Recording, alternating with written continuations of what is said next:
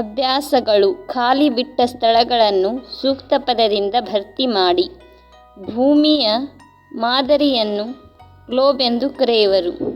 ವಿವಿಧ ಪ್ರಕಾರದ ನಕ್ಷೆಗಳನ್ನು ಸೇರಿಸಿ ತಯಾರಿಸಿದ ಪುಸ್ತಕವನ್ನು ನಕಾಶೆ ಪುಸ್ತಕ ಅಟ್ಲಾಸ್ ಎನ್ನುವರು. ನಕಾಶೆಗಳಲ್ಲಿ ಮೈದಾನವನ್ನು ಗುರುತಿಸಲು ಹಸಿರು ಬಣ್ಣವನ್ನು ತೋರಿಸಲಾಗಿದೆ. ಭೂಮಿಯ ಮೇಲೆ ಎಳೆದಿರುವ ಕಾಲ್ಪನಿಕ ರೇಖೆಗಳು ಅಕ್ಷಾಂಶ ಮತ್ತು ರೇಖಾಂಶ. ಕೆಳಗಿನ ಪ್ರಶ್ನೆಗಳಿಗೆ ಉತ್ತರ ಬರೆಯಿರಿ. ಗ್ಲೋಬ್ನ 2 ಉಪಯೋಗಗಳನ್ನು ತಿಳಿಸಿ. ಗ್ಲೋಬ್ ಭೂಮಿಯ ಆಕಾರವನ್ನು ತಿಳಿಯಲು ಸಹಾಯಕವಾಗುತ್ತದೆ. ಭೂಮಿಯ ಮೇಲಿನ ಖಂಡ, ಸಮುದ್ರ ಮತ್ತು ಸಾಗರಗಳ ಸನ್ನಿವೇಶ, ಗಾತ್ರ ಮತ್ತು ಆಕಾರ ತಿಳಿಯಲು ನೆರವಾಗುತ್ತದೆ. ನಕಾಶೆ ಎಂದರೇನು? ಭೂಮಿಯ ಪೂರ್ಣ ಅಥವಾ ಭಾಗವನ್ನು ಸಮತಲದ ಮೇಲೆ ಮಾನಕಕ್ಕೆ ಅನುಗುಣವಾಗಿ ರೂಪಿಸುವ ಆಕೃತಿಯನ್ನು ನಕಾಶೆ ಎನ್ನುವರು.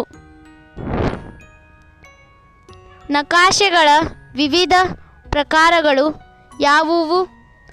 ಮಾನಕ ಆಧಾರಿತ ನಕ್ಷೆಗಳು, ದೊಡ್ಡ ಪ್ರಮಾಣದ ನಕ್ಷೆಗಳು, ಚಿಕ್ಕ ಪ್ರಮಾಣದ ನಕ್ಷೆಗಳು, ಉದ್ದೇಶ ಆಧಾರಿತ ನಕ್ಷೆಗಳು, ಸ್ವಾಭಾವಿಕ ನಕ್ಷೆಗಳು, ರಾಜಕೀಯ ನಕ್ಷೆಗಳು. ನಕಾಶೆಗಳ 2 ಉಪಯೋಗಗಳನ್ನು ತಿಳಿಸಿ.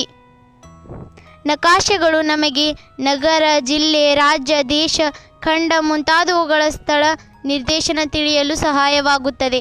ಭೌತಿಕ ಲಕ್ಷಣಗಳಾದ ಪರ್ವತ, ಪ್ರಸ್ಥಭೂಮಿ, ಮರುಭೂಮಿ, ತೀರ ಪ್ರದೇಶ, ದ್ವೀಪ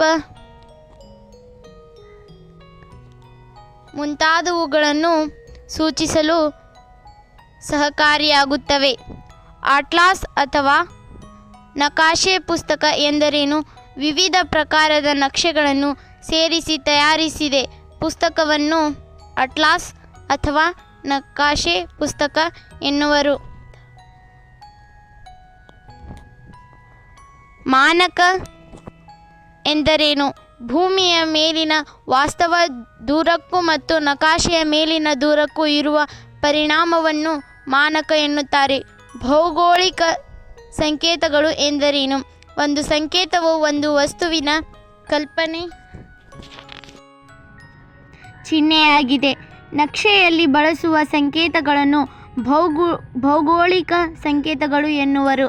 ನಕ್ಷೆಯ ಪ್ರಮುಖ ಮೂಲಾಂಶಗಳಾವುವು? ಶೀರ್ಷಿಕೆ, ತಲೆಬರಹ, ಮಾನಕ,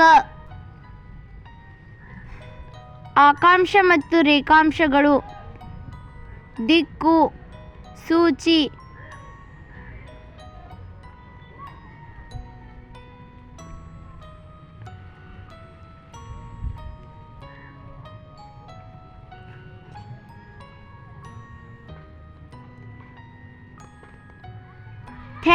Thank you for watching.